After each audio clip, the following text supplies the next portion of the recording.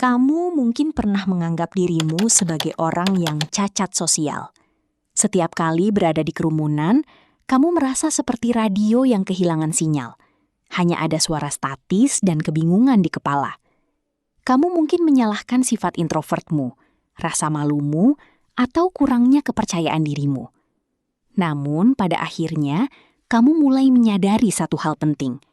Berbicara bukanlah bakat lahir, melainkan keterampilan yang bisa dilatih. Langkah pertama, melempar umpan. Dulu, ketika seseorang berkata, "Aku baru saja selesai membaca buku yang bagus," mungkin kamu hanya menjawab, "Oh, bagus ya." Lalu percakapan tenggelam dalam keheningan yang canggung. Namun sekarang, kamu mulai belajar melempar umpan balik. Saat seorang teman berkata bahwa dia baru saja mendaki gunung, kamu tidak lagi hanya mengangguk. Kamu bertanya, apa hal paling menantang selama perjalanan ke puncak? Pertanyaan sederhana itu ternyata menjadi kunci. Dengan bertanya, kamu bukan hanya menunjukkan ketertarikan, tetapi juga membuka jalan agar percakapan terus bergerak. Langkah kedua, seni menangkap suara. Kamu mulai menyadari kesalahan terbesar selama ini. Mendengarkan hanya untuk menunggu giliran bicara.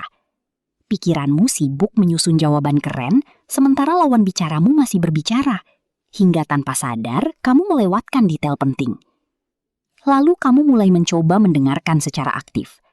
Kamu diam, bukan untuk menyiapkan jawaban, tetapi untuk benar-benar memahami. Dan ternyata, saat kamu benar-benar menyimak, lawan bicaramu sebenarnya sedang memberikan peta menuju topik berikutnya. Setiap kalimat yang mereka ucapkan adalah pintu yang bisa kamu buka.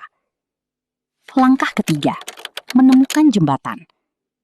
Puncak dari sebuah percakapan adalah saat kamu menemukan titik temu. Suatu hari, kamu mungkin berbicara dengan seseorang yang terlihat sangat berbeda darimu. Namun, lewat pertanyaan-pertanyaan kecil, kalian menemukan satu kesamaan sederhana.